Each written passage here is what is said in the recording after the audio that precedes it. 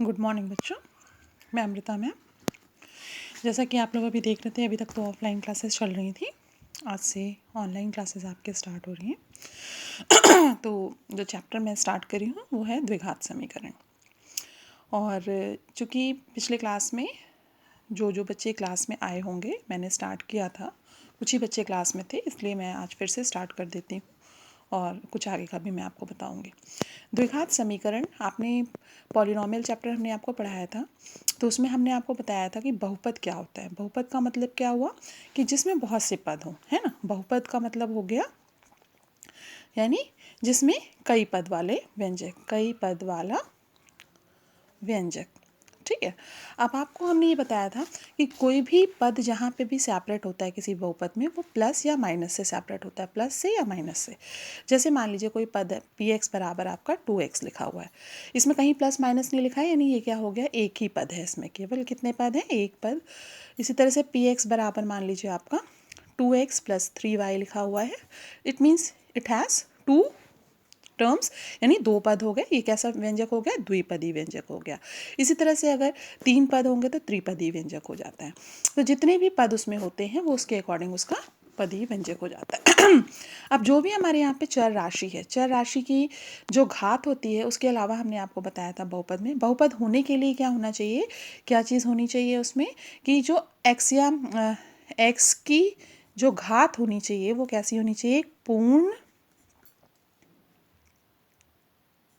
एक धन पूर्णांक होना चाहिए, धन पूर्णांक होना चाहिए। यानी आपका अपूर्णांक नहीं हो सकता है, और साथ ही साथ क्या नहीं हो सकता है कि अगर आपका ऋणात्मक है तो नहीं हो सकता है। जैसे मान लीजिए, अगर मान लीजिए हमने आपको लिखा पी एक्स बराबर एक्स स्क्वायर प्लस 2x + 3, इसमें आपको देखिए घात क्या है, सब में x, यहाँ पे x की घात 2 है, x की घात 1 है, x की घात 0 है, तो इट मीन्स ये क्या हो गया, बहुपद हो गया। इसी तरह से हमने लिखा पी एक्स बराबर 2x - 4 लिखा, तो ये भी आपका बहुपद हो गया। पी एक्स बराबर हमने लिखा x³ - 3x² + 2x - 4, ये भी आपका क्या हो गया, बहुपद हो गया। पी एक्स बराबर हमने केवल 5 लिख दिया, ये भी बहुपद हो गया, इसमें घात इसकी 0 है। पर अगर हमने लिखा पी एक्स बराबर x + 1/x लिख दिया, इट मीन्स इसका मतलब क्या हुआ, x + x⁻⁻1 हो गया, तो पावर -1 का मतलब ये बहुपद नहीं होगा। इसी प्रकार से अगर हमने पी एक्स बराबर लिखा √2x + 3 लिखा, तो यहाँ पे x की घात 1 है, ये बहुपद है। पर अगर यहाँ पे हम लिखते पी एक्स बराबर √2x + 3, इसका मतलब √2x⁻1/2 + 3 होता, तभी आपका बहुपद नहीं होता। तो बहुपद होने के लिए क्या ज़रूरी है कि x की घात क्या होनी चाहिए, धन पूर्णांक संख्या होनी चाहिए। अब अगर धन पूर्णांक है तो उसकी घात हम लोग जानते हैं ना, घात कितनी होती है, जो हाईएस्ट पावर होती है। तो घात यहाँ पे कितनी है, 2, यहाँ पे कितनी घात है, 1, यहाँ पे घात कितनी है, हाईएस्ट पावर 3 है, और यहाँ पे घात कितनी है, 0 है, ये तो बहुपद ही नहीं है। यहाँ पे भी घात कितनी है, 1 है, और यहाँ पे भी ये बहुपद नहीं है। तो इट मीन्स ऐसा बहुपद जिसकी घात कितनी हो, 1 हो, तो ये क्या कहलाता है, एक घाती बहुपद कहलाता है। ऐसा बहुपद जो दो घात हो तो वो क्या कहलाता है, द्विघात बहुपद कहलाता है। ऐसा बहुपद जिसके घात कितनी हो, 3 हो, तो वो क्या कहलाता है, त्रिघात बहुपद कहलाता है। तो द्विघात बहुपद का मतलब क्या हो गया, द्विघात बहुपद का मतलब हो गया कि कितनी होनी चाहिए, घात कितनी होनी चाहिए, 2, तो इसके मूलों की संख्या भी कितनी होगी। अभी तक हम लोग जीरोस पढ़ते थे, शून्यक पढ़ते थे, अब हम लोग उसका नाम पढ़ेंगे, मूल पढ़ेंगे, ठीक है ना। तो मूलों की संख्या क्या हो जाएगी, इसमें जितनी घात होती है उतनी ही मूलों की संख्या होती है। मूलों की संख्या जो होगी यहाँ पे कितनी होगी, तो सपोज अल्फा एंड बीटा हम लोग कंसिडर कर सकते हैं। तो एक मानक रूप होता है बहुपद का, द्विघात बहुपद का। तो मानक रूप हमारा क्या है द्विघात बहुपद का, ax² + bx + c = 0। देखो यहाँ पे द्विघात बहुपद नहीं है, यहाँ पे हमारे पास क्या है, द्विघात समीकरण है। समीकरण का मतलब होता है उसमें बायां पक्ष भी होना चाहिए, दायां पक्ष भी होना चाहिए। तो ये हो गया द्विघात बहुपद, वो किसके बराबर है, 0 के बराबर है। इसका मतलब ये हो गया इसका द्विघात समीकरण का ये हो गया मानक रूप, द्विघात समीकरण का, ठीक है ना। तो द्विघात समीकरण का मानक रूप क्या होगा, ax² + bx + c = 0, जहाँ पर a जो है वो x² का गुणांक होगा, b क्या है, वो x का गुणांक है, और c क्या है, अचर पद है, ठीक है ना। अब ये जो एक्स स्क्वायर का जो गुणांक है ए कभी भी ज़ीरो नहीं होना चाहिए, ए कभी भी इसमें ज़ीरो नहीं होगा। अगर मान लीजिए आपका ए ज़ीरो हुआ, मान लेते हैं if a is equals to zero, अगर ए ज़ीरो हो गया तो यहाँ पे ज़ीरो का टर्म हो गया, तो बचेगा क्या आपके पास, आया बी एक्स प्लस सी बराबर ज़ीरो। तो ये तो द्विघात समीकरण है ही नहीं, ठीक है ना। द्विघात समीकरण क्या होगा, नहीं होगा। क्यों, क्योंकि यहाँ पे आपका घात कितनी हो गई, अब एक हो गई। अगर मान लीजिए if b is equals to zero है, तब क्या समीकरण बनेगा, a x square plus c बराबर ज़ीरो। और if c is equals to zero है तो a x square plus b x is equals to zero. तो इन दोनों में देखिए इसकी घात कितनी है, यहाँ पे इसकी घात एक हो गई है, तो घात एक, तो इसका मतलब द्विघात समीकरण नहीं है, पर यहाँ पे घात दो है, यहाँ पे घात दो है, तो इसका मतलब ये दोनों द्विघात समीकरण होंगे। इसमें केवल और केवल एक्स स्क्वायर का पद है, इसलिए इसको हम लोग शुद्ध द्विघात समीकरण कहते हैं, शुद्ध द्विघात समीकरण कहेंगे। और ये वाला क्या होगा, मिश्रित द्विघात समीकरण होगा, क्योंकि इसमें एक्स स्क्वायर भी है, एक्स भी है। मिश्रित द्विघात समीकरण ये भी आपका एक तरह से क्या है, मिश्रित द्विघात समीकरण है, मिश्रित द्विघात समीकरण, ठीक है। तो ये हमारे पास कुछ पद हो गए जो कि हमारे पास क्या होते हैं, द्विघात समीकरण के लिए कंडीशन ज़रूरी है, और ए बी सी का मान हमें पता होना ज़रूरी है। अब चूंकि आपके पास द्विघात समीकरण है, तो द्विघात समीकरण में हमने बताया मूलों की संख्या कितनी होती है, दो होती है। तो यहाँ पर सबसे पहला काम हम लोग एक चीज़ जानेंगे कि विविक्तकर क्या होता है। एक वर्ड होता है हमारा विविक्तकर। अच्छा, द्विघात समीकरण को अगर हल करना हो तो द्विघात समीकरण को हल करना, हल करने का मतलब क्या होता है, जो भी चर राशि है, चर राशि का मतलब एज एक्स है सपोज, तो उसका हमें क्या करना है, मान ज्ञात करना है, मान ज्ञात करना। और कितने मान हमें मिलेंगे, दो मान प्राप्त होंगे। जो दो मान प्राप्त होंगे वही उसके क्या कहलाएंगे, मूल कहलाएंगे, ठीक है। अब हमारे पास कंडीशन जो बनती है कि समीकरणों को हल करने की कितनी विधियां होती हैं। यहाँ पे द्विघात समीकरण हल करने की विधियां, कितनी विधियां होंगी, यहाँ पे हम लोग तीन विधियों का प्रयोग करके आप करेंगे। पहला होता है गुणनखंड विधि, गुणनखंड विधि। दूसरी कंडीशन होती है पूर्ण वर्ग विधि, पूर्ण वर्ग विधि। और तीसरी कंडीशन होती है सूत्र, सूत्र यानी श्रीधराचार्य। श्रीधराचार्य बहुत बड़े गणितज्ञ थे, बहुत महान गणितज्ञ थे। उन्होंने इस सूत्र का बनाया द्विघात समीकरण को हल करने के लिए, तो सूत्र श्रीधराचार्य सूत्र विधि। तो इस विधि से मतलब गुणनखंड विधि से तो हम उन्हीं क्वेश्चंस को कर सकते हैं जिनका गुणनखंड पॉसिबल हो। जिनका गुणनखंड नहीं होगा तो उनको हम लोग श्रीधराचार्य सूत्र द्वारा सॉल्व करेंगे। पर श्रीधराचार्य सूत्र द्वारा हम किसी भी क्वेश्चन को सॉल्व कर सकते हैं, चाहे उसका गुणनखंड हो रहा हो चाहे ना हो रहा हो। इसके अलावा आप पहले भी पढ़ चुके हो, क्लास 9th में भी, क्लास 7th में भी पढ़ चुके हो। तीन आइडेंटिटीज़ होती हैं हमारी, a प्लस बी का होल स्क्वायर बराबर a square plus b square plus 2ab। यानी पहले प्लस दूसरे पद का स्क्वायर है तो पहला पद का स्क्वायर प्लस दूसरे पद का स्क्वायर प्लस 2 इंटू पहला पद गुणे दूसरा पद। a माइनस बी का होल स्क्वायर क्या होता है, a square plus b square minus 2ab हो जाता है। और a minus b into a plus b क्या होता है, a square minus b square. इसके अतिरिक्त भी बहुत सारी आइडेंटिटीज़ आपने पढ़ी है, क्यूब वाली भी पढ़ी है, पर यहाँ पे चूंकि द्विघात समीकरण है तो हमें क्यूब वाले का काम यहाँ पे नहीं होगा। तो मेनली हमें इन्हीं तीन आइडेंटिटीज़ का यूज़ करना होगा। द्विघात समीकरण को हल करने से पहले आज हम लोग एक वर्ड पढ़ेंगे, विविक्त कर। विविक्त कर, विविक्त कर क्या होता है, इसको इंग्लिश में डिस्क्रिमिनेंट बोलते हैं। क्रिमिनेंट मतलब कि आप अगर समीकरण के मूलों के बारे में पता करना चाहते हैं कि कैसे मूल होंगे, तो उनकी प्रॉपर्टी जानना चाहते हैं बिना हल किए, तो उसके लिए हमें विविक्त कर का मान हमें पहले फाइंड करना पड़ेगा। विविक्त कर को हम लोग कैपिटल डी से प्रदर्शित करेंगे। डी बराबर होता है B square minus 4ac। D बराबर क्या हो गया, बी स्क्वायर माइनस 4ac। तो यहाँ पे बी आप जानते ही हो, एक्स का गुणांक होता है, ए क्या होता है, एक्स स्क्वायर का गुणांक होता है, सी जो है वो अचर पद होता है। अगर हम डी निकाल लेते हैं तो इसके द्वारा हम लोग क्या कर सकते हैं, मूलों की प्रकृति पता करने का बहुत आसान तरीका होता है। मूलों की प्रकृति प्रकृति हम कैसे पता करेंगे? Nature of roots, nature of roots. अब पहली कंडीशन होती है यदि d का मान ग्रेटर देन 0 हो। ग्रेटर देन 0 का मतलब 0 से बड़ा। 0 से बड़े का मतलब क्या होता है? आपका धनात्मक संख्या, पॉजिटिव नंबर, इसको हम लोग धनात्मक कहेंगे। तो अगर मान लीजिए ग्रेटर देन 0 है तो मूल कैसे होंगे? मूल वास्तविक रियल नंबर्स, हमने रियल और इमेजिनरी बताया है। अंडर रूट के अंदर अगर नेगेटिव नंबर है तो यही आपका क्या होता है? काल्पनिक होता है। और अन्यथा बाकी सारे नंबर, चाहे वो दशमलव में हो, चाहे भिन्न में हो, चाहे पूर्णांक हो, चाहे प्लस में हो, चाहे माइनस में हो, चाहे परिमेय हो, चाहे अपरिमेय हो, हर तरह के नंबर क्या होते हैं? वास्तविक होते हैं। मूल वास्तविक तथा असमान होंगे। असमान का मतलब बराबर नहीं होंगे। दूसरी कंडीशन, यदि d बराबर 0 हो तब मूल कैसे होंगे? मूल वास्तविक तथा समान होंगे।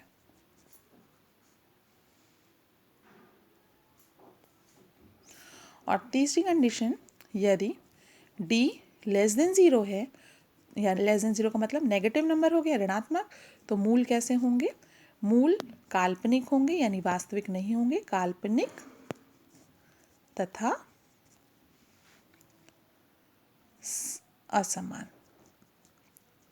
काल्पनिक मूल मिलेंगे।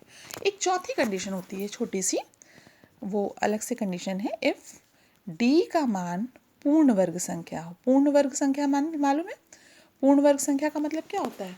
जैसे 1 है, 4 है, जिसका वर्गमूल निकालेंगे तो आपको परिमेय संख्या मिलेगी। 1, 4, 9, 16, 25, 36, इस तरह की संख्याएं हैं। तो अगर पूर्ण वर्ग संख्या है तो मूल कैसे होंगे? मूल एक तो वास्तविक तो होंगे ही, असमान भी होंगे, और साथ ही साथ क्या होंगे? परिमेय मिलेंगे। ठीक है, परिमेय मूल मिलेगा। तो अब यहाँ पे देखिए दो कंडीशन ऐसी है जहाँ पे वास्तविक है। तो अगर मान लीजिए वास्तविक मूलों के लिए बात करेंगे तो वास्तविक मूलों के लिए हम क्या कंडीशन लगाएंगे? d का मान ग्रेटर देन और इक्वल्स टू 0 अप्लाई करेंगे। मतलब d का मान क्या होता है? b square minus 4ac, b square minus 4ac greater than और इक्वल्स टू 0। इससे हम लोग ये भी लिख सकते हैं b square greater than equals to 4ac अगर है तो इसका मतलब क्या हो जाएगा? मूल वास्तविक होंगे। बराबर मूल के लिए, बराबर मूल अगर है, बराबर मूल अगर कहा जाता है तो d का मान इक्वल्स टू 0 लगेगा, यानी b स्क्वायर माइनस 4ac बराबर 0 लगेगा। इसको हम क्या लिख सकते हैं? b square is equals to 4ac apply करेंगे। तीसरी कंडीशन होती है अगर काल्पनिक मूल है। काल्पनिक मूल का मतलब हो गया, अगर दिया गया है तो d का मान लेस देन 0 लगाएंगे। इसका मतलब हमारे पास b square minus 4ac less than 0 हो जाएगा, तो b square less than 4ac हो जाएगा। तो इससे हमें पता चल जाएगा कि मूल हमारे कैसे हैं? काल्पनिक है। अब मूल हम लोग कैसे फाइंड करते हैं? इसको निकालने के लिए अभी हम लोग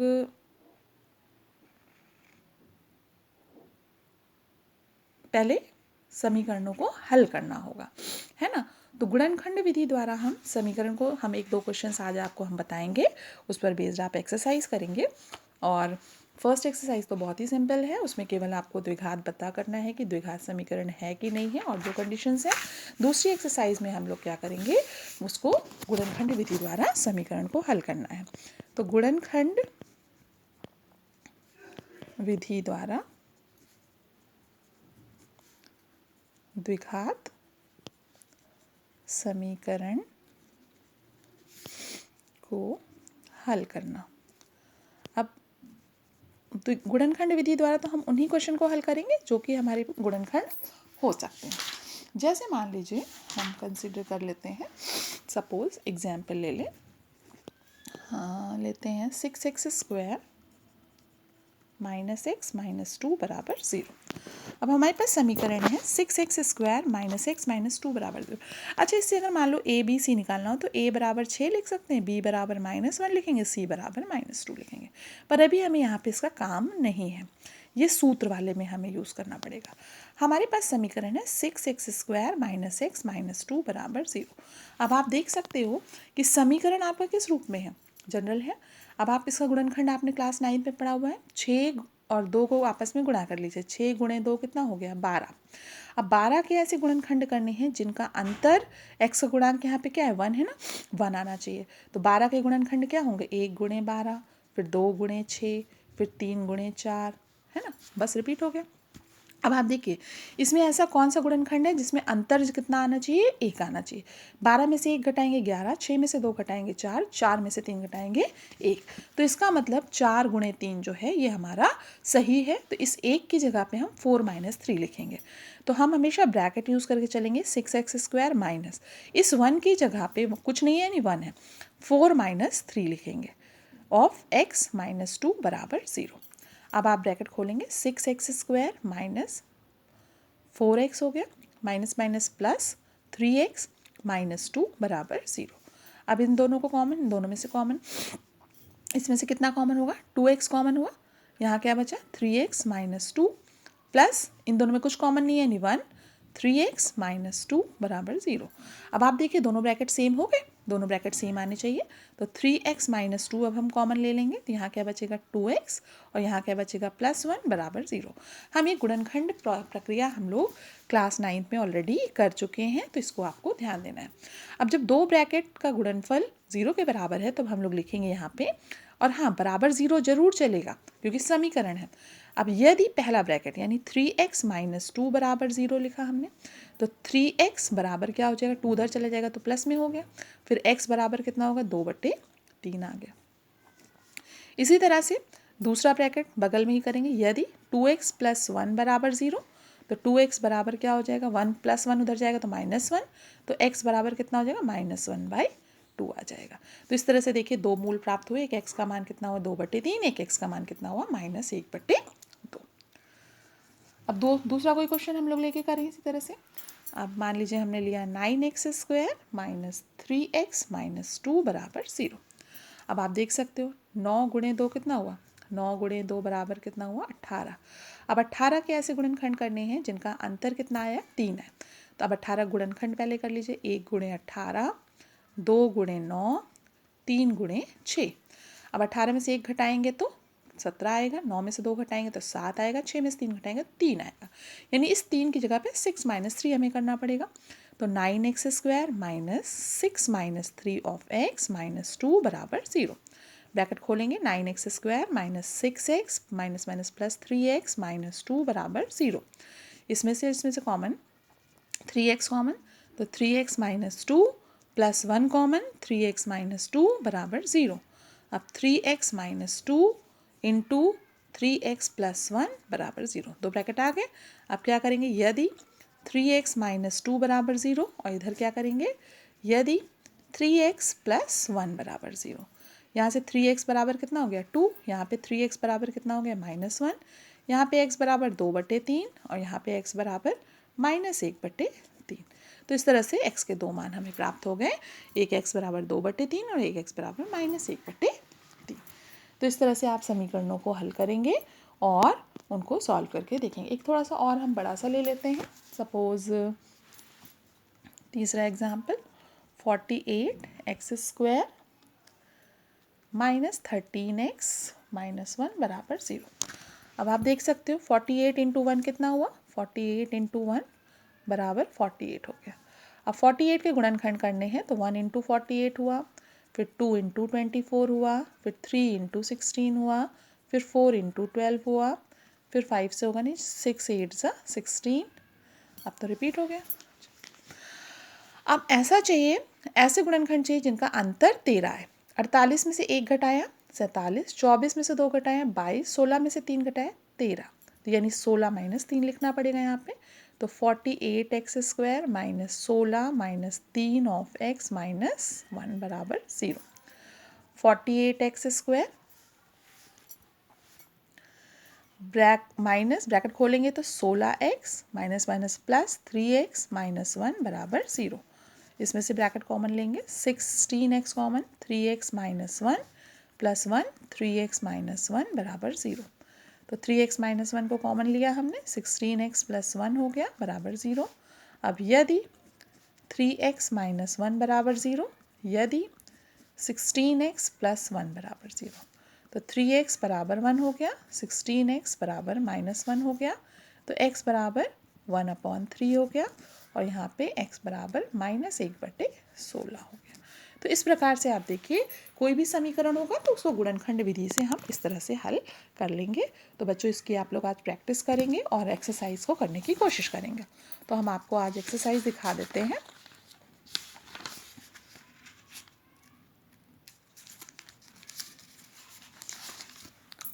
फर्स्ट एक्सरसाइज इसकी कर लीजिएगा। 4.2 में भी आपको गुणनखंड वाले क्वेश्चन है, देखिए सारे हैं ना। गुणनखंड विधि से निम्न समीकरणों को हल कीजिए। तो आप 1 से 20 तक ट्राई करने की कोशिश कीजिएगा, जो नहीं आएगा तो हम बताएंगे। फिर नेक्स्ट क्लास में हम लोग इसके थोड़े से और बड़े क्वेश्चन भी करने की कोशिश करेंगे, ठीक है। अभी हम एक क्वेश्चन चाहिए कुछ बता भी सकते हैं, पर नहीं, अब इतना आप लोग आज करिएगा, फिर हम लोग नेक्स्ट क्लास में इसको आगे कंटिन्यू करते हैं। ओके बच्चों, thank you, have a nice day.